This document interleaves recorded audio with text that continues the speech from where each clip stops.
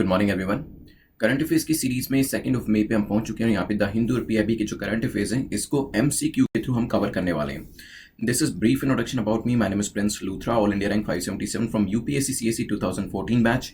और आपके जो भी डाउट्स होते हैं आप @prince_लूथरा के ऊपर मुझे टेलीग्राम कर सकते हैं और वहां पर अपने डाउट्स को क्लैरिफाई करा सकते हैं। चलिए जल्दी से यहाँ पर एक बार जो टॉपिक्स हैं उसको देख लेते हैं। So there are different 10 topics जो आज हम डिस्कस करने वाले हैं। पाइथन 5 के बारे में डिस्कशन करेंगे आज। GNCT of Delhi amendment act 2021 के बारे में जानेंगे। आर्टिकल 239 के बारे में डिस्कशन होगा हमारा, बिकॉज वो सेकंड क्वेश्चन से ही रिलेट करता है। एग्रीकल्चर इंफ्रास्ट्रक्चर फंड को डिस्कस करते हुए नेशनल सेंटर फॉर सिस्मोलॉजी के बारे में जानेंगे। देन 2 चाइल्ड पॉलिसी या 2 चिल्ड्रन पॉलिसी के ऊपर हमारा डिस्कशन होगा। नाविक के बारे में डिस्कशन करेंगे।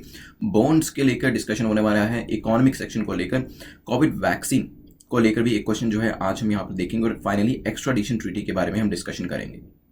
चलिए आई होप आप मॉक टेस्ट सीरीज जो है डेली बेसिस पे मॉक टेस्ट जरूर लगा रहे होंगे, बिकॉज अभी जो एग्जाम आपका आने वाला है वो बहुत ही पास है। So now what you are suppose to do, 2 things are very important.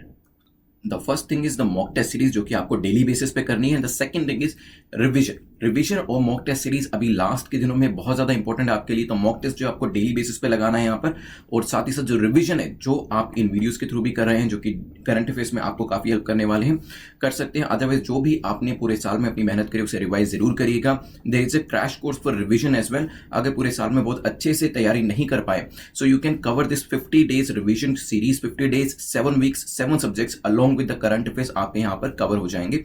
एक फास्ट ट्रैक मैनर में आपके यहाँ पर प्रिपरेशन जो है वो कराई जा रही है। चलिए जल्दी से टारगेट सेट करें। कितना टारगेट सेट करके चलेंगे, so that we could see कि आप कितना उसमें से अचीव करते हैं। जो कट ऑफ रखी गई है यहाँ पे 6 एमसीक्यू की रखी गई है, मतलब 6 या 6 से ज्यादा एमसीक्यू जो हैं वो आपको यहाँ पर करेक्ट करने हैं to be in the safe zone. जल्दी से बताएं कितनी कट ऑफ यहाँ पर रखने वाले हैं, आप कितना यहाँ पे टारगेट रखने वाले हैं।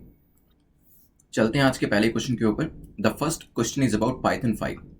देख लेते हैं किस बारे में क्वेश्चन बात कर रहे हैं। यहाँ पर आपको 3 स्टेटमेंट्स दिए और आपसे पूछा कि करेक्ट स्टेटमेंट आपकी कौन सी। जो लोग फर्स्ट टाइम वीडियो देखने के लिए बता देता हूँ, the way of solving the question even in the UPSC examination is कि जो टॉपिक है आप उसको अंडरलाइन जरूर करिएगा जिसके ऊपर क्वेश्चन पूछा गया है, और जो चीज पूछी गई है करेक्ट, इनकरेक्ट, ट्रू, फॉल्स, कौन सी स्टेटमेंट ठीक है कौन सी नहीं है, इसको आप सर्कल में जरूर डालिएगा।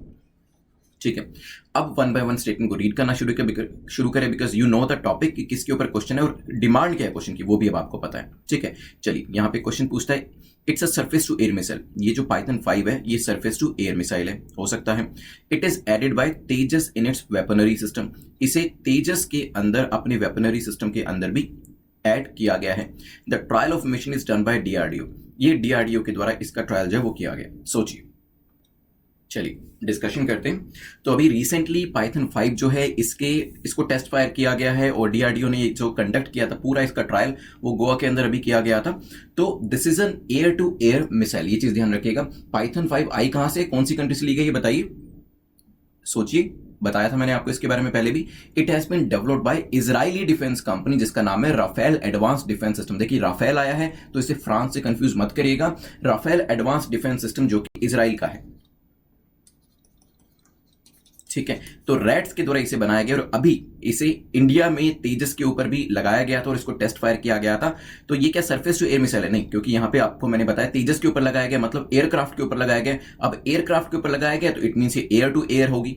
ठीक है, तो इस तरीके से आप इसको समझने की कोशिश करिएगा कि अगर तेजस के ऊपर लगाई गई है तो ये एयर टू एयर होनी चाहिए। और पहली और दूसरी स्टेटमेंट में से दोनों तो करेक्ट होगी नहीं। एक तरफ तो कह रहे हैं कि ये सरफेस टू एयर मिसाइल है, दूसरी तरफ कह रहे हैं कि इसे एक एयरक्राफ्ट के ऊपर लगाया गया, तो दोनों में से एक ही स्टेटमेंट इसमें से ठीक होने वाली थी। ये चीजें आपको यूपीएससी के एग्जाम के अंदर भी पकड़नी है। इसी तरीके से जो छोटे छोटे हिंट्स होंगे वो आपको वहां पर अगर आप पकड़ लेते हैं तो स्टेटमेंट्स को एलिमिनेट करना और स्टेटमेंट्स को टिक कर पाना आपके लिए इजी हो जाएगा। क्यों? क्योंकि यहां पर आपको समझ में आता कि 1 और 2 दोनों ही आंसर नहीं हो सकते। इट मींस डी तो हो ही नहीं सकता है, दोनों में से कोई एक ही स्टेटमेंट ठीक होगी। और जब आपको ये पता चल जाता कि इसे तेजस के ऊपर माउंट किया गया, इट मींस सेकंड स्टेटमेंट आपकी ठीक हो जाती। फर्स्ट को आप डायरेक्टली ही एलिमिनेट कर देते और सीधा जहां पर आप 1 को एलिमिनेट कर देते, सेकंड को मार्क कर देते, सीधा ही आप अपने आंसर पे पहुंच जाते। That is C will be your correct answer. Even तो न्यूज में देखेंगे तो वहां पर कहा भी गया था कि थोड़ा सा मॉडिफिकेशन जो है अगर हम पाइथन 5 के अंदर करते हैं, originally it's an air to air missile. Originally ये सरफेस टू एयर नहीं है, लेकिन वहां पर कहा गया था अगर इसमें थोड़ा सा मॉडिफिकेशन करते हैं तो आगे चल के फ्यूचर में इसको सरफेस टू एयर के तौर पे भी यूज किया जा सकता है। बट ये चीज याद रखिएगा, originally Python 5 is an air to air missile. So C will be your correct answer. सीधा एयरक्राफ्ट का नाम भी पूछा जा सकता है एग्जाम में कि किसके ऊपर इसको टेस्ट फायर किया गया था, किसके ऊपर माउंट करके। सो तेजस जो है लाइट कॉम्बैट एयरक्राफ्ट है आपका, वहां पे इसको टेस्ट फायर किया गया था। चलते हैं सेकंड क्वेश्चन के ऊपर। सेकंड क्वेश्चन हमारा बात करता है, देख लेते हैं एक बार। This is concerning which of the following statements is or are correct about GNCT of Delhi Amendment Act 2021। दो स्टेटमेंट्स आपको यहां पर दिए, पूछा है कि बताएं कौन सी स्टेटमेंट आपकी करेक्ट है। ठीक है, तो यहां पे एनसीटी के अंदर अमेंडमेंट करी गई। आप जानते हैं इसके अंदर काफी दिन से ये चीज चल भी रही थी, जिसके अंदर आपने न्यूज में देखा होगा, कहा जा रहा था कि सीएम जो है और एलजी जो है उनकी पावर के बीच में जो चेंज है और एक जो शिफ्ट है वो हमें देखने को मिल सकता है। ठीक है, तो यहां पर दो स्टेटमेंट्स आपको दे रखी है, आप बताइए कौन सी स्टेटमेंट करेक्ट है। पहली कहती है, it gives discretionary power to the lieutenant governor even in matters where the LA, that is Legislative Assembly of Delhi, is empowered to make laws। हो सकता है। सेकंड स्टेटमेंट कहती है, it seeks to ensure that the LG is necessarily granted an opportunity to give his or her opinion before any decision taken by the council of minister that is implemented। बिल्कुल ध्यान से पढ़िएगा, एक एक शब्द important है इसके अंदर। और क्योंकि हम यूनियन टेरिटरी दैट इज केंद्र शासित प्रदेश की बात कर रहे हैं, मैं आपसे ये भी जानना चाहूंगा कि हमारे यहाँ पे टोटल कितनी यूटी है, कमेंट सेक्शन के अंदर बताइएगा। इसलिए पूछ रहा हूं क्योंकि कुछ दिन पहले इसके ऊपर हमने क्वेश्चन, जब अंडमान निकोबार न्यूज में था, वहां पर मैं आपसे पूछा था कि टोटल यूटी कितनी है और ऐसी यूटी कितनी है जहां पे हमारे पास असेंबली, लेजिस्लेटिव असेंबली एग्जिस्ट करती है।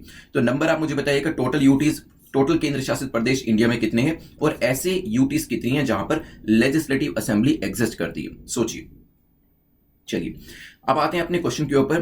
The government of NCT, that is government of national capital territory of Delhi amendment act 2021, ये जो है लेफ्टिनेंट गवर्नर को प्राइमेसी देता है। मतलब जो वेटेज है वो लेफ्टिनेंट गवर्नर को दी गई है ओवर द इलेक्टेड गवर्नमेंट। तो यहां पे जो सरकार है केजरीवाल की, तो गवर्नमेंट के पास उतनी पावर नहीं रह जाती है, rather lieutenant governor is given more power as compare to the government in the city. And यहां पे इसी चीज को लेकर ही जो तब्दीली करी जाती है कि जो सीएम केजरीवाल है उनकी पावर कम हो रही है, एलजी की पावर ज्यादा हो रही है। पिछले दिनों में हमने काफी कंट्रोवर्सी जो थी वो भी देखी। कंट्रोवर्सी हमारे एग्जाम के लिए तो इंपॉर्टेंट नहीं है, लेकिन टॉपिक को समझना बहुत जरूरी था। तो यहाँ पे पहली जो स्टेटमेंट है वो आपकी करेक्ट हो जाती है। इसमें डिस्क्रेशनरी पावर एलजी को दी गई है। इसको लेकर जो आपका GNCT of Delhi amendment act 2021 है, इसको लेके एक वेरी शॉर्ट वीडियो जो है वो भी मैं बनाऊंगा। उसमें एमसीक्यू नहीं होगा, उसमें ये पूरा टॉपिक जो है और इसके जो वेरियस फैक्टर्स हैं वो हम डिस्कस करेंगे। फर्स्ट स्टेटमेंट ठीक होने के बाद सेकंड पे है, तो क्या इसके अंदर एलजी जो है उनको अपॉर्चुनिटी दी गई है कि वो अपना ओपिनियन दें, और वो जो ओपिनियन होगा वो काउंसिल ऑफ मिनिस्टर के देने से पहले दे सकते हैं और उसको इंप्लीमेंट भी किया जा सकता है। तो बेसिकली कहा जा रहा है कि एलजी के पास यहाँ पे पूरी पावर दी गई है कि उनके जो डिसीजन है वो अपने डिसीजन और अपने ओपिनियन दे भी सकते हैं और उनको इंप्लीमेंट भी किया जा सकता है। सो आपकी जो सेकंड स्टेटमेंट है वो भी ठीक हो जाती है, जिसकी वजह से एलजी जो है उनको यहां पर सीएम से ज्यादा पावरफुल बना दिया गया है। Significantly LG is not obliged to give his opinion to the state government within a time frame. तो यहाँ पे एलजी के ऊपर ऐसा कुछ है भी नहीं, अगर यहाँ पे उनसे कोई ओपिनियन जो है वो मांगा गया उसके लिए कोई एक टाइम फ्रेम भी डिसाइड किया गया, ऐसा बिल्कुल भी नहीं है।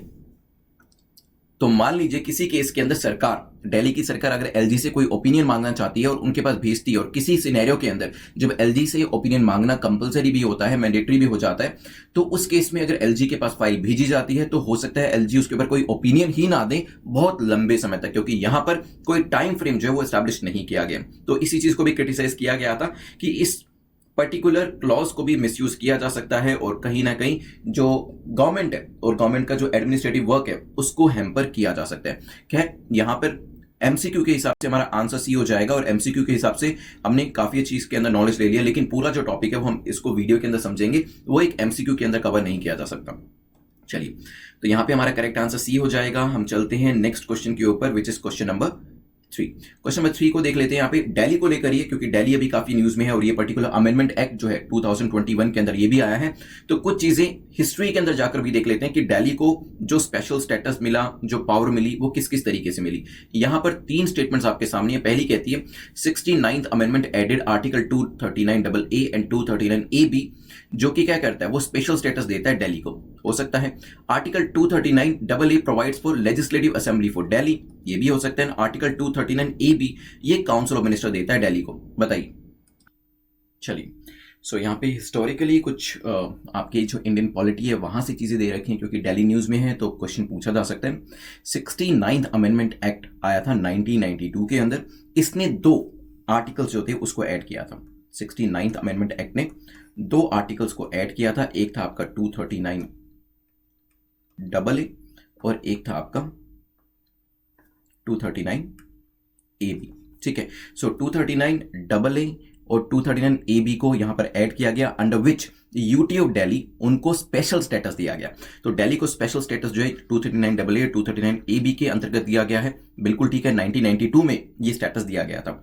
आर्टिकल 239 AA क्या इसके अंदर लेजिस्लेटिव असेंबली को प्रोवाइड किया गया? तो आर्टिकल 239 AA जो है ये यूटी ऑफ दिल्ली इसको कहता है कि यूटी ऑफ दिल्ली को national capital territory of Delhi कहा जाएगा। दैट्स द फर्स्ट थिंग जो कि ऐड किया गया कि अब हम इसे यूनियन टेरिटरी ऑफ दिल्ली नहीं कहेंगे, हम इसे national capital territory of Delhi कहेंगे।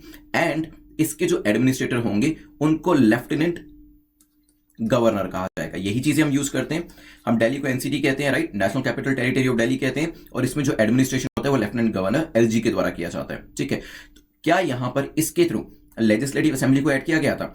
तो यहां पर 239 AA के थ्रू ही लेजिस्लेटिव असेंबली भी आई थी दिल्ली के अंदर, और जो council of minister for Delhi है ये भी प्रोवाइड किया गया था आर्टिकल 239 AA के अंदर। तो सेकंड स्टेटमेंट जो है वो बिल्कुल ठीक हो जाती है। 239 AB के द्वारा काउंसिल ऑफ मिनिस्टर नहीं, काउंसिल ऑफ मिनिस्टर भी 239 AA के द्वारा ही प्रोवाइड किए गए थे। सो यहाँ पे थर्ड स्टेटमेंट जो आपकी इनकरेक्ट हो जाती है। लेकिन 239 AB के थ्रू क्या आया था वो भी अब देखना जरूरी है, क्योंकि वो भी एग्जाम के लिए आपको पता होना चाहिए। तो बेसिकली जो भी आपके प्रोविजन 239 AA के अंदर दिए, चाहे वो लेजिस्लेटिव असेंबली प्रोवाइड करने का हो या फिर council minister for Delhi provide करने का हो, जितनी भी चीजें 239 AA के अंदर दी है, प्रेसिडेंट अगर चाहें 239 AB के अंदर वो इन चीजों को, इस ऑपरेशन को, इन प्रोविजंस को सस्पेंड कर सकते हैं। ठीक है, तो ये चीज ध्यान रखिएगा। यहां पर प्रेसिडेंट के पास पावर दिया 239 AB के अंतर्गत कि 239 AA में जो काउंसिल ऑफ मिनिस्टर है, लेजिस्लेटिव असेंबली प्रोवाइड करी है, इनको अगर सस्पेंड करना चाहें तो वो कर सकते हैं। इसके साथ ही जो यहाँ पे नेम चेंज किया गया था, लेफ्टिनेंट गवर्नर प्रोवाइड करे गए थे, ये सब चीजों के अंदर भी बदलाव प्रेसिडेंट के द्वारा किया जा सकता है। तो कुछ कुछ ये जो पर्टिकुलर 239 AB आर्टिकल है, ये आर्टिकल 356 जो कि प्रेसिडेंट रूल का है उससे कुछ कुछ मिलता जुलता है। ठीक है, तो आंसर क्या होगा यहाँ पे? आपकी पहली 2 स्टेटमेंट ठीक है, तीसरी स्टेटमेंट आपकी गलत हो जाती है, आंसर विल बी बी। ध्यान रखिएगा।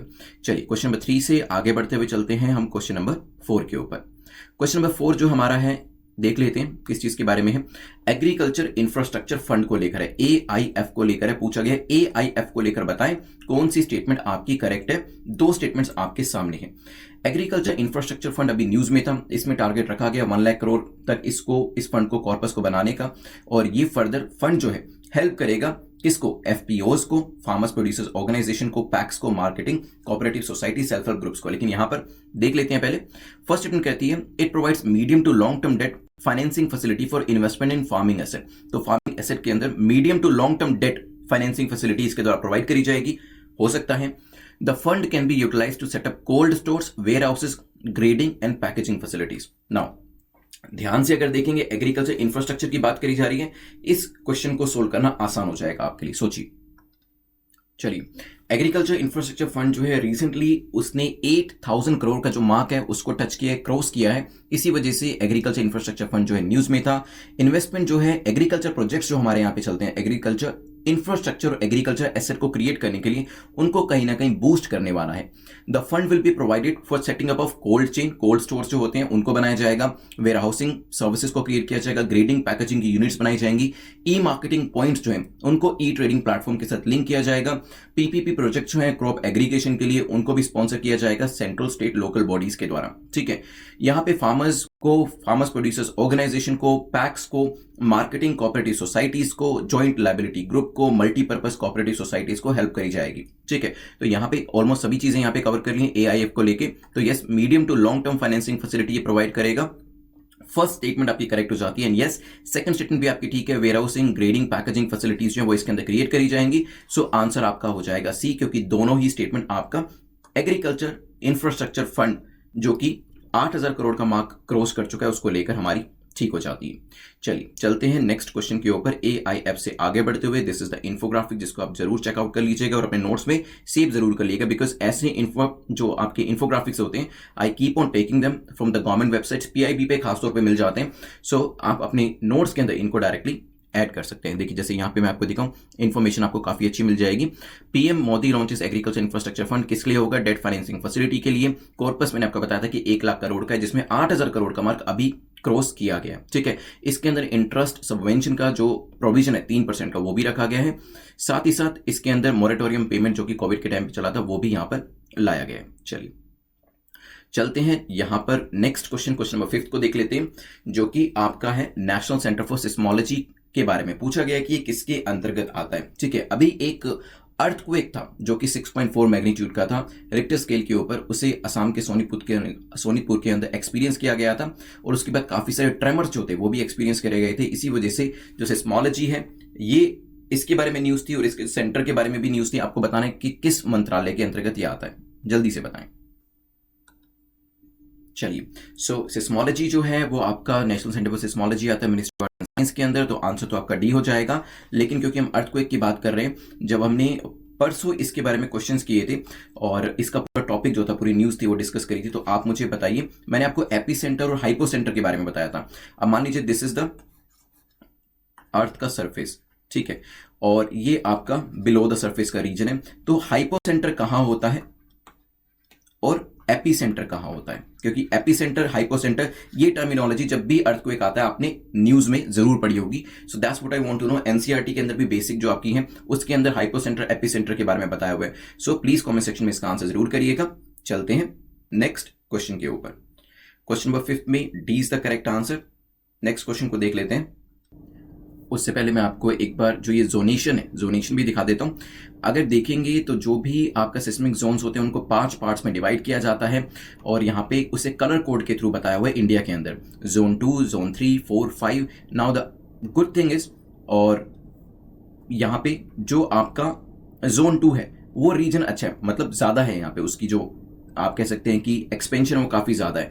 जितना जोन 1 होगा उतना वो लो रिस्क एरिया होगा, तो मतलब जोन 2, जोन 1 हमारे यहाँ पे ज्यादा होता तो वो सेफ एरिया होता। अगर आप देखेंगे यहाँ पर दिस रीजन जहां पे अभी भी अर्थक्वेक को लेकर न्यूज थी, वो जोन 5 में आता है। मतलब जोन 5 मींस वो उतना ही ज्यादा डेंजरस जोन है, ठीक है। जैसे यहां देखेंगे low risk zone, zone 2 moderate risk, zone 3 high risk, zone 4 and very high risk zone 5। Now I also want to know, क्योंकि मुझे पता है बहुत कम स्टूडेंट्स जो वो ये बता पाएंगे जोन 1 क्यों नहीं है, ठीक है। नाउ अगर आपको नहीं भी पता है तो भी मैं आपको कहूंगा और एनकरेज करूंगा कि प्लीज गूगल में से सर्च जरूर करिएगा, और जो अच्छे सोर्सेज हैं, काफी जेन्युइन सोर्सेज हैं, वहां पर आपको इसकी इंफॉर्मेशन मिलेगी और फिर वो आप कमेंट सेक्शन में जरूर बताइएगा जोन 1 क्यों नहीं है। क्योंकि हमने 5 जोन की बात करी, zone 2, 3, 4, 5, where is the first zone, वो क्यों नहीं शो किया हुआ है, ठीक है। चलिए क्वेश्चन नंबर 6 पे देख लेते हैं। उस पे जाने से पहले 50 डेज का जो हमारा क्रैश कोर्स है रिवीजन के लिए, उसको जरूर ज्वाइन करिएगा। 7 वीक्स का टाइम आपके पास है, 7 सब्जेक्ट्स आपके पास है, उसे आप कवर कर सकते हैं along with the current affairs. Current affairs की तो तैयारी वैसे भी आप पिछले 1 साल से कर रहे हैं, अच्छे से हो गई है। Now this is the time कि आप स्टैटिक पोर्शन को भी कवर करें, so that you could crack this examination, prelims exam को आप क्रैक कर सके और एक अच्छी तैयारी के साथ एग्जाम में जा सके। देखिए 50 डेज को जितना ज्यादा प्रोडक्टिवली यूज करेंगे, आखिरी दिनों को जितना ज्यादा प्रोडक्टिवली यूज करेंगे, उतना आपके मार्क्स के अंदर एक इंप्रूवमेंट जो है वो आपको देखने को मिलेगा। तभी मैंने आपको कहा 2 चीजें बहुत ज्यादा जरूरी है आखिरी दिनों के अंदर। अब आखिरी के 2 महीने हैं, पहली चीज करनी जरूरी है वो है आपके मॉक टेस्ट। सेकंड चीज जरूरी है वो है आपका रिवीजन। रिवीजन करेंगे तो मॉक टेस्ट के अंदर नंबर भी ज्यादा अच्छे आएंगे, मॉक टेस्ट को एनालिसिस करेंगे तो रिवीजन करने में भी मजा आएगा। तो ये जो 2 चीजें हैं, इन्हीं को पकड़ के चलिए आखिरी दिनों के अंदर, they will help you a lot and they will help you in cracking this examination. चलते हैं क्वेश्चन नंबर 6 को देख लेते हैं। क्वेश्चन नंबर 6 बात करता है 2 चिल्ड्रन पॉलिसी को लेकर। पूछा है which of the following states have 2 children policy for government jobs. अभी ये चीज न्यूज में थी, देखते हैं कौन कौन से राज्य हैं। आपसे पूछा है कि महाराष्ट्र के अंदर ये 2 चिल्ड्रन पॉलिसी है, राजस्थान के अंदर है, मध्य प्रदेश के अंदर है, असम के अंदर है, जल्दी से बताएं। जो यहाँ पे राज्य हैं, बहुत सारे राज्यों के अंदर गवर्नमेंट में जो सर्विसेज होती हैं वो इसी बेसिस पे दी जाती है कि वहां पर 2 चिल्ड्रन पॉलिसी को फॉलो किया जा रहा हो, ठीक है। तो ये वो एक कंडीशन के तौर पे ऐड किया गया। इसमें जो आपकी ग्रुप ए सर्विसेज हैं, ग्रुप बी सर्विसेज हैं, ग्रुप सी सर्विसेज हैं, ग्रुप डी सर्विसेज हैं, उनको इसमें काउंट किया जाता है। अब आई होप आपने आंसर यहाँ पे दे दिया है। न्यूज के बारे में बताता हूं। एक विमेन ऑफिसर है फ्रॉम महाराष्ट्र प्रिजन डिपार्टमेंट, उनको अभी डिसमिस किया गया उनकी सर्विस से जब एक इंक्वायरी बिठाई गई और ये देखा गया कि उन्होंने Maharashtra civil services declaration of small family rules जो है इसको वायलेट किया, क्योंकि ये पाया गया कि उन्होंने इंफॉर्मेशन को छुपा रखा था। उनके 3 चिल्ड्रन थे, लेकिन एज उस पर्टिकुलर जॉब को कंप्लायंस करने के लिए उन्होंने ये बताया होता कि उनके 2 ही चिल्ड्रन हैं, ठीक है। तो Maharashtra civil services declaration of small family rules 2005 में आए थे, जिसमें स्मॉल फैमिली स्मॉल फैमिली में बताया गया था कि हस्बैंड है, वाइफ है और 2 बच्चे हो सकते हैं। ये एक कंडीशनैलिटी जो थी वो जॉब के लिए दे रखी थी कि आप जॉब के लिए एलिजिबल तभी होंगे जब इस तरीके का क्राइटेरिया होगा। ठीक है, महाराष्ट्र कुछ एक स्टेट में से एक ऐसा स्टेट है जिसने कि 2 चिल्ड्रन पॉलिसी को लेकर आए हैं। आप मुझे ये बताइएगा कि क्या आप इसको सपोर्ट करते हैं? जैसे कि महाराष्ट्र गवर्नमेंट ने यहाँ पे 2 चिल्ड्रन पॉलिसी को वो लेकर आए हैं 2005 के अंदर, और भी काफी सारे स्टेट्स हैं वो भी इसको लेकर आए हैं। But I just want to know your opinion कि क्या आपको लगता है ये चीज सही है? 2 चिल्ड्रन पॉलिसी मतलब 2 बच्चे होंगे तभी आपको सरकारी नौकरी के लिए आप एलिजिबल होंगे। 2 से ज्यादा करते हैं, इट मींस अगर आप पॉपुलेशन को बढ़ाने की तरफ जा रहे हैं, जो फैमिली प्लानिंग है वो नहीं कर रहे हैं, तो आप जॉब के लिए भी क्वालिफाई नहीं होंगे। तो इसके बारे में आप मुझे कमेंट सेक्शन में बताइएगा। यहां पर मैं आपको बताता हूं कि आपके महाराष्ट्र के साथ और कौन कौन से राज्य ऐसे हैं जिन्होंने इस कंडीशन को वो लेकर आए हैं। तो यहां पे महाराष्ट्र के साथ साथ राजस्थान भी है, मध्य प्रदेश भी है, आंध्र प्रदेश एंड तेलंगाना भी इसमें शामिल है। ठीक है, गुजरात, उड़ीसा, उत्तराखंड, असम जो है वो अभी अभी इस पूरी लिस्ट के अंदर शामिल हुए हैं जस्ट 2 साल पहले 2019 के अंदर। ठीक है, तो आप यहाँ पे 4 तो स्टेट्स ये हो गए, उसके अलावा आपका यहां पर गुजरात, उड़ीसा, उत्तराखंड, असम भी हो गए। टोटल 8 स्टेट्स यहां पर हो गए जो इसके अंदर शामिल हैं। तो यहां पे रूल्स जो हैं स्मॉल फैमिलीज नॉर्म के लिए जो बनाए गए हैं, they are essential requirement for group ABCD services. ठीक है, चलिए तो यहां पे ध्यान रखिएगा इसके बारे में। आंसर क्या हो जाएगा आपका? D will be the correct answer. लेकिन आपका ओपिनियन जाना जरूरी है। इंटरव्यू में भी इस तरीके के क्वेश्चन आपसे पूछे जा सकते हैं कि व्हाट डू यू थिंक, ये चीज सही है कि नहीं। चलिए चलते हैं नेक्स्ट क्वेश्चन के ऊपर, which is question number 7। Question number 7 हमारा नाविक को लेकर है। नाविक के बारे में पूछा है, बताएं कौन सी स्टेटमेंट आपकी करेक्ट है, कौन सा कथन आपका सही है। तो नाविक को आप अंडरलाइन करिएगा और करेक्ट को आप सर्कल में डालिएगा और फिर 1 बाय 1 तीनों स्टेटमेंट्स को हम रीड करेंगे। फर्स्ट स्टेटमेंट कहती है यहां पर, it provides position accuracy better than 20 metre. तो यहां पे इसकी नाविक की एक्यूरेसी जो बताया है, IRNSS भी कहा जाता है इसे, Indian regional navigation satellite system. ठीक है, अभी एक NTI प्रीत न्यूज में था, इसी से रिलेटेड है, उसके बारे में भी मैं आपको बताऊंगा। सेकंड स्टेटमेंट कहती है ये इंडिया को कवर करता है और इसके चारों तरफ के 5000 किलोमीटर तक के एरिया को भी कवर करता है। This is also possible and ये DRDO के द्वारा मेंटेन किया जाता है, ये भी हो सकता है। ठीक है, national telecommunication institute for policy research innovation and training, जिसको NTI प्रीत कहा जाता है, ये एक एपेक्स ट्रेनिंग इंस्टीट्यूट है डिपार्टमेंट ऑफ टेलीकम्युनिकेशन के अंदर, गवर्नमेंट ऑफ इंडिया का, जिसने अभी 1-2 दिन पहले ही वेबिनार जो था इसको कंडक्ट किया था ऑन द टॉपिक नाविक। ठीक है, और कहा गया था opportunities for the telecom industry in collaboration with ISRO and telecom industry. तो टेलीकॉम इंडस्ट्री को ये आपका जो इसरो का नाविक है इससे क्या फायदे हो सकते हैं, इसके बारे में जानकारी जो थी वो इस वेबिनार के अंदर दी गई। और क्योंकि इसरो का कहा जा रहा है तो मेंटेन क्या DRDO करेगा? Definitely note. तो यहाँ पे थर्ड स्टेटमेंट तो आपकी वैसे ही करेक्ट इनकरेक्ट हो जाती है। क्या इसकी पोजिशनल एक्यूरेसी काफी अच्छी है? तो यहाँ पे पोजिशनल एक्यूरेसी की बात करें तो जो यहाँ पे कहा है ये बेटर देन 20 मीटर है, बिल्कुल सही है। लेकिन जो हमारा मेनलैंड इंडिया है उसके चारों तरफ 1500 किलोमीटर, 5000 किलोमीटर नहीं, ये चीज मैं आपको पहले भी बता चुका हूं, न्यूज में बहुत बार आ चुका है। इस तरीके के वैसे देखिए factual knowledge UPSC is not that interested, लेकिन कुछ ऐसी चीजें होती हैं जैसे कि जिसमें 2022 का किसी स्कीम को लेकर टारगेट है, जो फार्मर्स की इनकम को डबल करना है 2022 तक करना है, कुछ टारगेट 2025 के हैं, सस्टेनेबल डेवलपमेंट गोल 2030 के हैं। इन चीजों को लेकर डेटा भी आपका इंपॉर्टेंट हो जाता है, फैक्ट्स भी इंपॉर्टेंट हो जाते हैं। जैसे यहां पर नाविक 1500 किलोमीटर, कुछ साल पहले जो बेसिकली प्रीलिम्स एग्जाम कराया गया था उसके अंदर भी ऐसे ही सैटेलाइट को लेकर एक क्वेश्चन पूछा गया था प्रीलिम्स एग्जाम के अंदर। वहां पर फैक्ट ही दिया गया था, एक फैक्चुअल इन्फॉर्मेशन दी गई थी। I am not able to recall the exact question, but उसमें एल्टीट्यूड के ऊपर वो क्वेश्चन पूछा गया था कि इस पर्टिकुलर सैटेलाइट का लो अर्थ ऑर्बिट, पता नहीं हाई अर्थ ऑर्बिट के सैटेलाइट का जो आपका कितनी ऊंचाई पे होता है, वो इस तरीके से कोई इंफॉर्मेशन जो फैक्ट बेस्ड इंफॉर्मेशन थी वो पूछी गई थी। तो कुछ एरिया के अंदर UPSC फैक्चुअल भी हो जाता है, तो ध्यान रखिएगा। This is 1500 kilometre not 5000 kilometre. तो आपकी सेकंड थर्ड स्टेटमेंट दोनों इनकरेक्ट है। आंसर क्या हो जाएगा? सिर्फ पहली स्टेटमेंट ठीक होने की वजह से only 1 will be the correct answer. चलिए चलते हैं क्वेश्चन नंबर 7 के बाद क्वेश्चन नंबर 8 पे चलते हैं।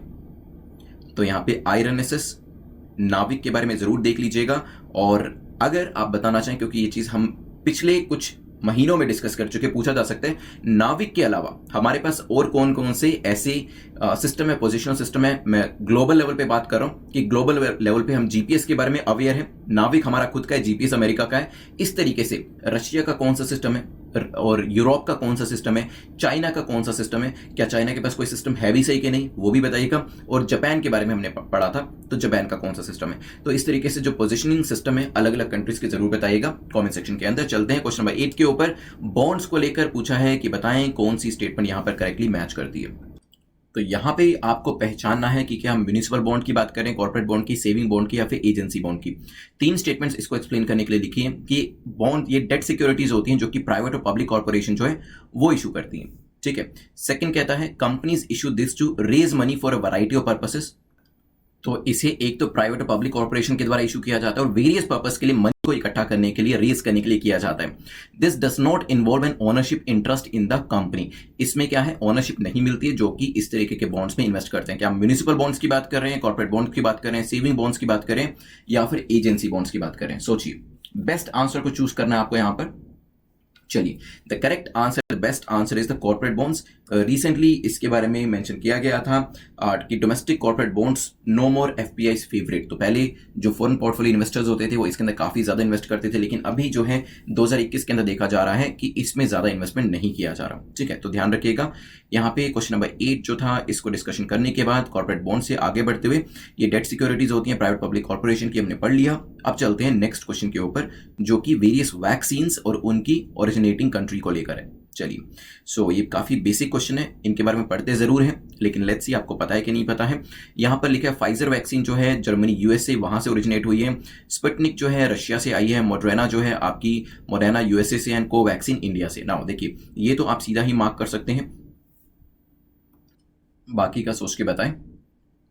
चलिए देखिए, just for the knowledge this question was added, क्योंकि यहाँ पे देखेंगे कोवैक्सीन सबको पता है इंडिया से है, और अगर आपको ये पता था तो सीधा ऑप्शन पे आएंगे तो सीधा ही तीनों ऑप्शंस आपके एलिमिनेट हो जाते हैं और बचता क्या है, सिर्फ डी। बट हमें पता होना चाहिए फाइजर वैक्सीन के अंदर जर्मनी यूएसए जो है वो सामने आए हैं और दोनों के द्वारा जो वैक्सीन इसको लेकर आया जा रहा है स्पुतनिक रशिया की, ये भी काफी फेमस है, एंड मोडर्ना जो है यूएसए से। सो आपका आंसर क्या हो जाएगा, D will be the correct answer. चलते हैं आज के लास्ट क्वेश्चन के ऊपर। सो यहाँ पे वायरल फैक्टर्स के बारे में दिया, डोजेस के बारे में दिया कि किस किस वैक्सीन के अंदर कितनी कितनी डोजेस लगनी है, स्टोरेज के बारे में भी दिया है, जो कि अभी हमने डिस्कशन किया था कि जो चाइनीज वैक्सीन है उसके स्टोरेज जो है काफ़ी ईजी है। यहाँ पर भी आप देखेंगे कोरोना वैक दी है, सिनोवैक, इसकी स्टोरेज जो है 2 से 8 डिग्री तक करी जा सकती है। इनके पास हमारे पास कोवैक्सीन है, इसकी भी स्टोरेज जैसे यहाँ पे अच्छी बताई हुई है, लेकिन यहाँ पे जो फाइजर की है, फाइजर की जो वैक्सीन है उसको स्टोर करना घरों के अंदर पॉसिबल नहीं है, क्योंकि यहाँ पे -80 to 60 डिग्री यहाँ पर लिखा हुआ है, ठीक है। इवन मोडर्ना के केस में भी -25 से -15 थोड़ा सा डिफिकल्टी यहाँ पर भी रहेगा। चलते हैं आज के लास्ट क्वेश्चन के ऊपर। लास्ट क्वेश्चन हमारा वेरियस एक्स्ट्राडिशन ट्रीटीज को लेकर है, क्योंकि आजकल नीरव मोदी काफी न्यूज में है, विजय माल्या भी काफी न्यूज में है, और इनको लेकर एक्स्ट्राडिशन ट्रीटी जो है उसके अरेंजमेंट को लेकर पूछा, with which of the following countries India has extradition treaty arrangement. किस किस के साथ हमारा एक्स्ट्राडिशन ट्रीटी अरेंजमेंट है। मॉरिशस लिखा है, यूके है, यूएई है और ईरान है। जल्दी से बताएं क्या आंसर होगा, फिर हम इसको डिस्कस करते हैं।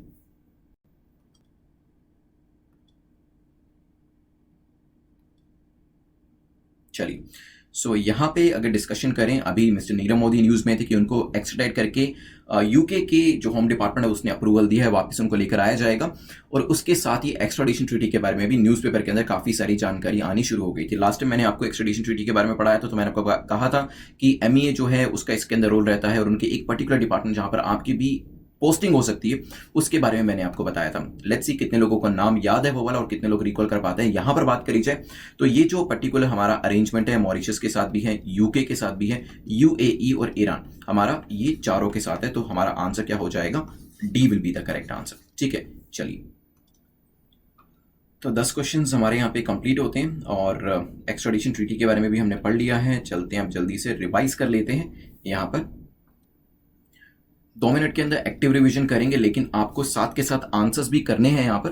तो जितनी भी चीज़ें हमने पढ़ी हैं उसको रिवाइज जरूर करिएगा, रिकॉल जरूर करिएगा, बिकॉज एक्सपीरियंस से बता रहा हूँ आपको कि रिकॉलिंग जो है वो सबसे जरूरी है, क्योंकि यहाँ पर रिकॉल कर पाएंगे। डेली बेसिस पे एक हैबिट बना लेते हैं चीज़ों को रिकॉल करने की। Recall is nothing but the revision, वो रिविजन ही है। जब यहाँ पर रिकॉल कर पाएंगे, एग्जाम के अंदर भी आपकी इतनी अच्छी हैबिट बन जाएगी कि वहां पर भी आप एग्जाम के अंदर भी रिकॉल करने के लिए केपेबल होंगे। बिकॉज जब आप प्रीलिम्स का एग्जाम दे रहे होते हैं, इवन मेंस के अंदर भी यही चीजें होती हैं, आपको क्या करना होता है, आपको इन्फॉर्मेशन को अपने ब्रेन से रिकॉल करके क्वेश्चन जो आपके सामने होता है उसको सोल्व करना होता है, उसमें ABCD को मार्क करना होता है, जिसके लिए आपको 2 मार्क्स मिल जाते हैं अगर आप सही रिकॉल करते हैं तो, और अगर गलत रिकॉल करते हैं या रिकॉल करने में फेल हो जाते हैं तो वहां पर मार्क्स आपके कट जाते हैं। तो इसी वजह से रिकॉलिंग जो है काफी जरूरी है। जैसे मैंने आपको पाइथन 5 के बारे में बताया, जल्दी से मुझे बताएं ये कौन सी मिसाइल है आपकी, सरफेस टू एयर है, सरफेस टू सरफेस है, एयर टू एयर है। This is what we call recalling, जब आप ब्रेन में जो आपकी इंफॉर्मेशन है उसको बाहर लेकर आते हैं, राइट। इसको कौन से LCA के ऊपर, लाइट कॉम्बैट एयरक्राफ्ट के ऊपर माउंट किया गया था, तो तेजस के ऊपर किया गया था। किसके द्वारा बनाई गई है? DRDO ने अभी कंडक्ट करा है, बनाई गई RADS के द्वारा, जो कि इजराइल का है। ठीक है, तो यहाँ पे इजराइल की कंपनी RADS के द्वारा इसे बनाया गया है। This is an air to air missile, ध्यान रखिएगा, अभी गोवा के अंदर इसको टेस्ट फायर किया गया है और तेजस के ऊपर इसे माउंट किया गया। ठीक है, इस तरीके से जब सारी इंफॉर्मेशन आपको याद रहती है, तो जब एग्जाम सामने आता है और इस तरीके का कोई भी क्वेश्चन जो है, क्योंकि देखिए जरूरी नहीं है कि यूपीएससी के एग्जाम के अंदर यही क्वेश्चन आएगा, मिलता जुलता क्वेश्चन आ सकता है। मान लीजिए कि स्ट्रेट अवे क्वेश्चन आता है कि पाइथन 5 इनमें से क्या है। पाइथन 5 एक मिसाइल है, पाइथन 5 एक सबमरीन है, पाइथन 5 एक एयरक्राफ्ट है, या पाइथन 5 एक टैंक है। तो जब आपको पता है कि पाइथन 5 एक एयर टू एयर मिसाइल है, तो आंसर करना इजी हो जाएगा वहां पर एग्जाम में, और आपको 2 मार्क्स सीधा मिल जाएंगे। ठीक है, this is the power of recall. Recalling जरूर करिए, रिवीजन जरूर करिए। चलते हैं सेकंड क्वेश्चन के ऊपर। सेकंड क्वेश्चन जो आपका है, इसमें बात करी गई है GNCT के बारे में। नाउ GNCT इज अबाउट जो आपका नेशनल कैपिटल टेरिटरी दिल्ली के अमेंडमेंट एक्ट था। जल्दी से मुझे बताएं, पावर किसको ज्यादा दी गई है इसके थ्रू? इसके थ्रू पावर सबसे ज्यादा दी गई है LG को, ये चीज ध्यान रखिएगा। साथ ही साथ GNCT एक्ट 2021 जो है आपके मेंस के लिए भी इंपॉर्टेंट हो जाता है, और इसकी हिस्टोरिकल इंपॉर्टेंस जानना भी काफी जरूरी है। इसी वजह से मैंने आपको नेक्स्ट क्वेश्चन भी इसके ऊपर दिया। जल्दी से मुझे उस अमेंडमेंट का नाम बताएं जिसके थ्रू दिल्ली को स्पेशल स्टेटस दिया गया था, जिसके थ्रू 239AA एंड 239AB जो था इसको ऐड किया गया था। लेट्स सी आपको याद है कि नहीं है, फिर देखते हैं। यस, 239AA जो था 69th अमेंडमेंट एक्ट 1992 के थ्रू लाया गया था। 239AA के थ्रू क्या ऐड किया गया था? इसके थ्रू लेजिस्लेटिव असेंबली भी बनाया जा सकता है दिल्ली के अंदर, और काउंसिल ऑफ मिनिस्टर भी आ जाता है। लेकिन 239AB ने इन्हीं पावर को खत्म करने का जो पावर थी वो दी गई थी प्रेसिडेंट ऑफ इंडिया को, जो कि प्रेसिडेंट रूल से मिलती जुलती है। देन नेक्स्ट क्वेश्चन में हमने क्या डिस्कस किया था? जल्दी से मुझे बताएं, एग्रीकल्चर इंफ्रास्ट्रक्चर फंड के पैसा कितना हो चुका है, कितना कॉर्पस है, और कितना हम इकट्ठा कर चुके हैं, और किस किस एरिया में इसे खर्च किया जा सकता है। इजी है, farmers, FPOs, PACS, marketing cooperative society को ये पैसा दिया जा सकता है। इसके अंदर लोन देने का प्रावधान रखा गया है। At the same time cold chain बनाना, वेयर हाउसेस बनाना, ग्रेडिंग पैकेजिंग की जो फैसिलिटीज होती है वो क्रिएट करना इसके अंदर आता है। यहां पर 8000 करोड़ का जो मार्क है वो यहां पर क्रॉस किया जा चुका है। ठीक है, ये चीज ध्यान रखिएगा कि 8000 करोड़ का मार्क जो है यहां पर क्रॉस किया जा चुका है। चलिए चलते हैं, क्वेश्चन नंबर 5 को देख लेते हैं, जो कि हमारा नेशनल सेंटर को लेकर था। नेशनल सेंटर फॉर सिस्मोलॉजी किसके अंतर्गत आता है? जल्दी से बताएं। यहाँ पे अर्थक्वेक्स आई थी, उसको लेकर कि नेशनल सेंटर फॉर सिस्मोलॉजी भी न्यूज में था, और ministry of earth and science भी आपकी न्यूज में थी। ठीक है, तो यहाँ पे वेरियस जोन्स हैं। जोन 1 के बारे में मुझे जरूर बताइएगा, जोन 2, 3, 4, 5 आपके सामने है। और यहाँ पे जो रिवीजन सीरीज है, this is kind of crash course जिसमें आप एनरोल कर सकते हैं। लास्ट के जो 2 महीने हैं उसको अच्छे से यूज करने के लिए 7 वीक्स में 7 सब्जेक्ट्स को आपको कवर करना है। This is the last opportunity for you, अगर आप 2021 को लेकर सीरियस हैं, और इस पर्टिकुलर कोर्स को आप अच्छे से कर लीजिएगा, कंप्लीट कर लीजिएगा, ताकि आपकी प्रीलिम्स को क्रैक करने की जो प्रोबेबिलिटी आप उसको इंप्रूव कर पाए। क्वेश्चन नंबर 6 के बारे में जान लेते हैं। यहाँ पे क्वेश्चन नंबर 6 जो है 2 चिल्ड्रन पॉलिसी को लेकर है। एक तो मुझे ये जरूर बताइएगा कि क्या ये सही है कि नहीं है, कमेंट सेक्शन के अंदर। साथ ही साथ राज्यों के नाम मैं आपको बताऊं तो महाराष्ट्र, राजस्थान, मध्य प्रदेश, असम, ये तो पहले ही ज्वाइन कर चुके थे, और अभी गुजरात, ओडिशा ने भी इसको ज्वाइन कर लिया है 2019 के अंदर। ठीक है, चलिए यहाँ पे न्यूज थी कि Maharashtra civil services declaration of small family rules के हिसाब से एक जो डिसमिसल है वो किया गया महाराष्ट्र गवर्नमेंट के द्वारा। चलते हैं क्वेश्चन नंबर 6 के बाद 7 को नाविक के बारे में जान लेते हैं। IRNSS को लेकर है। It provides positional accuracy 20 metre तक, बिल्कुल ठीक है। किसके द्वारा मेंटेन किया जाता है ये आप बताइए, और नाविक के अलावा और कौन कौन से पोजिशनल सिस्टम्स हैं वो भी मुझे बताइएगा। ये 5000 किलोमीटर तक नहीं देख सकते, इंडिया के मेनलैंड को कवर करते हैं, और उसके चारों तरफ 1500 किलोमीटर को ये कवर कर सकता है। ठीक है, अभी टेलीकॉम सेक्टर न्यूज में था कि नाविक की किस तरीके से वो सहायता लेके इस सेक्टर को बढ़ावा दे सकते हैं। देन डिस्कशन हमारा हुआ था, इससे आगे चलते हुए क्वेश्चन नंबर 8 को देख लेते हैं। क्वेश्चन नंबर 8 के अंदर वेरियस स्टेटमेंट्स दिए, और आपको यहां पर बताना था ये स्टेटमेंट्स किस तरीके के बॉन्ड को सिग्निफाई करती हैं। तो यहां पर हमने डिस्कशन किया था कि प्राइवेट पब्लिक कॉर्पोरेशन इसको इशू करती हैं, and they can raise the money for a variety of purposes, ownership, interest, ये सब चीजें इसके अंदर नहीं दी जाती। So we are talking about the corporate bonds. ठीक है, चलिए क्वेश्चन नंबर 9 की बात कर लेते हैं। क्वेश्चन नंबर 9 के अंदर बात करी गई थी वेरियस कंपनीज और उनकी जो वैक्सीन हैं उसके बारे में, वो भी हमने देख लिया था, और इनके स्टोरेज को लेकर कैसे कैसे काम किया जाता है, कितनी डोजेस किस किस पर्टिकुलर वैक्सीन की लगेंगी, ये भी यहाँ पर हमने देख लिया था। फाइनली देखा था एक्स्ट्राडिशन ट्रीटी के अंदर जो इकोनॉमिक ऑफेंडर्स हैं, जो यहाँ पे पब्लिक का और कहीं बैंक का एनपीए करके भागे, उनको वापस लाने के लिए मिस्टर नीरव मोदी को लेकर अभी न्यूज थी, उनको वापस लेके आया जा रहा है यूके से। और यहाँ पे किस किस के साथ एक्स्ट्राडिशन ट्रीटी है वो देखा था हमने, Mauritius, UK, UAE and Iran, चारों ही इसमें शामिल थे। ईरान के साथ 2008 में करी गई थी, if I am not wrong. So these are the 10 topics जो हमने कवर कर लिए हैं, and these are the reason जिनके साथ हमारी एक्स्ट्राडिशन ट्रीटी जो है वो यहाँ पर हुई है या नहीं हुई, वो अलग अलग कलर कोडिंग के हिसाब से आपको बताएं, ठीक है। एक्स्ट्राडिशन अरेंजमेंट भी हमारे कुछ कंट्रीज के साथ है। देन डिस्कशन करते हैं हम प्रीलिम्स के क्वेश्चन का। और यहाँ पे जो मैराथन सेशन कल आपको दिया गया था उसको आई एम प्रीटी श्योर काफी सारे लोगों ने किया होगा। मैं आपको यही कहना चाहूंगा कि इनको मिस मत करिएगा। These sessions are highly important क्योंकि रिवीजन में ये आपको हेल्प करते हैं, ठीक है। चलिए, प्रीलिम्स के क्वेश्चन जो आपको आंसर करना है, पाइथन 5 क्या है ये मुझे बताइएगा कॉमेंट सेक्शन के अंदर, 1 लाइन के अंदर। और यहाँ पे जो प्रीलिम्स के बाद मेंस का क्वेश्चन आपको आंसर करना है वो है, there is a power shift which is seen in NCT, national capital of territory of Delhi के अंदर आपको एक पावर शिफ्ट जो है वो देखने को मिलता है। तो आपका क्या ओपिनियन है इसके ऊपर, क्या ये पावर शिफ्ट सही है, नहीं है, दिल्ली के लिए, यूटी के लिए? क्योंकि बाकी जगह यूटी में देखते हैं तो वहां पर तो आपके एलजी जो होते हैं वो पावरफुल होते हैं, लेकिन दिल्ली के केस में ऐसा नहीं था, जिसकी वजह से सेंटर स्टेट के बीच में भी इश्यू चल रहा था। लेकिन आपका क्या ओपिनियन है एनसीटी के अंदर जो पावर शिफ्ट देखा गया इसको लेकर? साथ ही साथ जो आंसर्स हैं वो आप अपने मेंस के ग्रुप में पोस्ट कर दीजिएगा। And there are various series जो लोग 2022 और 23 के लिए तैयारी कर रहे हैं, you can enrol in this series so that आपकी तैयारी आसानी हो सके। डेली जो आपको असाइनमेंट्स होते हैं इसके अंदर दिए जाते हैं, डेली असाइनमेंट्स जो है वो प्रोवाइड किए जाते हैं। सो डे 1, डे 2, डे 3, डे 4 उस तरीके से डे वाइज आप तैयारी कर सकते हैं, ताकि जब तक एग्जाम आपके सामने आता है कोई भी दिन आपका वेस्ट ना जाए और डेली बेसिस पे आप अच्छे से तैयारी कर सकें। जल्दी से अपने मार्क्स कमेंट सेक्शन में लिख के मुझे बताइएगा कितना कितना आपने स्कोर किया है, सो दैट यहां पर आप अपने टारगेट से भी उसे कंपेयर कर सकें।